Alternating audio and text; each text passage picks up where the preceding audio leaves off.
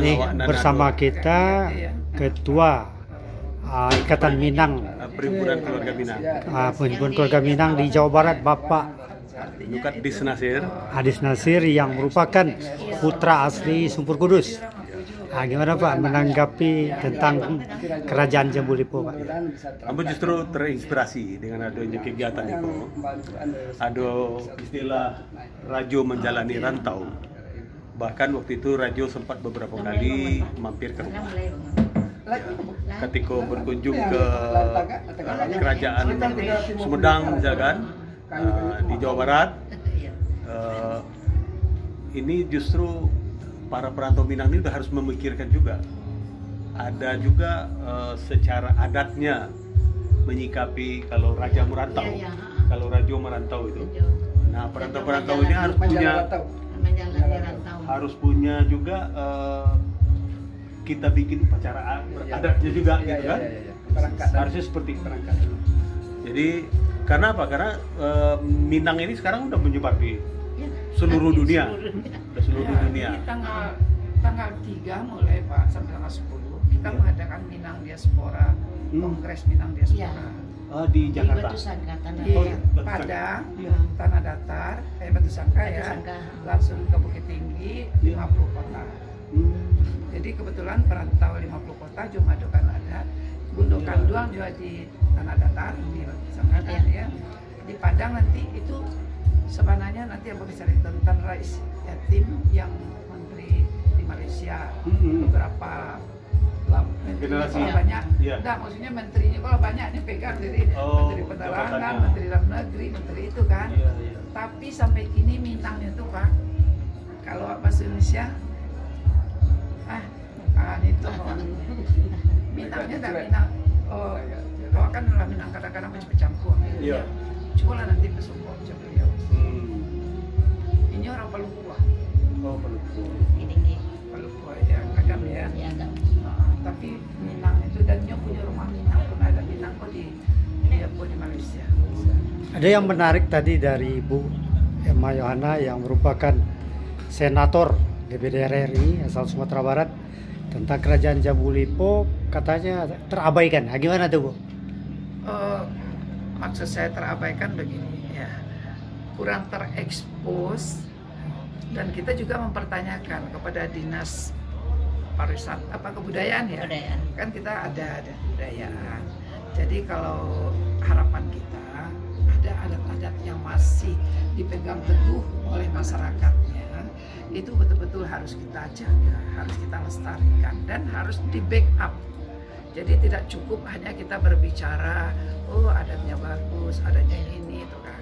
Kalau kita biarkan, nanti itu bisa hilang Pak. Karena pertama anak-anak ya, orang tua dengan anak-anak itu kadang-kadang udah ada yang merantau, ada yang terpisah dan lain-lainnya. Tidak ada kesinambungan lagi.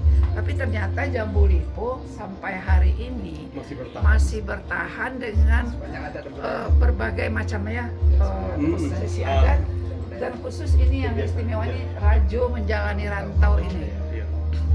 Itu kan kepedulian mereka terhadap anak kemenakan yang ada di berbagai tempat. Ya ada di Damasraya, ada di Solo Selatan, Sijunjung, malah itu sampai ke Jambi katanya ya, kabupaten ya. Memang sampai Jambi itu kan hubungan antara Kerajaan Jambu Lipo dengan Jambi ada masih keturunan sendiri. Itu sekarang kan Kerajaan Jambu Lipo itu Bu, pembangunannya kan terbengkalai itu. Ya. Itu gimana? Nah, itu juga harus, itu yang maksud saya harus mendapat perhatian dari pemerintah, karena ya saya mengusulkan, saya menyampaikan ya, tapi itu pemerintah harus menganggarkan. Pemerintah harus menganggarkan. Kalau kami di DPD kan ada batasan wewenang gitu. Tapi kita tidak tinggal diam. Setelah ini kita juga akan desak lagi supaya ada perhatian lebih. Dan ini kalau tidak salah saya sudah 2 tahun ya Pak. 4 tahun. 2019.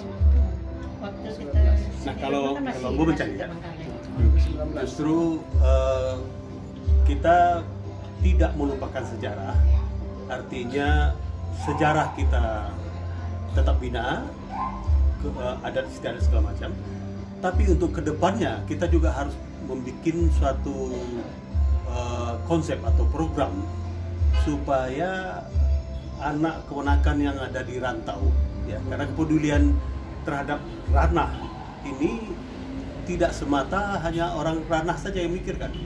Orang rantau, kami yang ada di rantau juga selalu berpikir bagaimana kalau pulang itu memberikan sesuatu. Nah, ya untuk menjembatani inilah mungkin perlu dibentuk. Jadi kemarin waktu kita dalam beberapa kali rapat dengan pimpinan-pimpinan pimpinan-pimpinan dari organisasi Minang yang ada di Jawa Barat, karena yang berhimpun di kami itu adalah ketua-ketua dari organisasi seluruh Sumatera Barat. Nah, sehingga kalau di ranah kita ini punya adat budaya, mestinya juga di rantau ada adat budaya. Nah, adat budaya ini termasuk seperti beberapa kali Rajo merantau ke Bandung, ke Sumedang, ada urusan segala macam. Kalau ini juga disikapi secara adat, ini akan lebih hidup. Sehingga anak keponakan yang ada di rantau juga mereka lebih care. Sekarang ini kan kebiasaan mereka paling hanya ikut acara-acara, kalau adu berale baru ada acara adat Minangnya. Nah, tapi dalam segi upacara-upacara yang sifatnya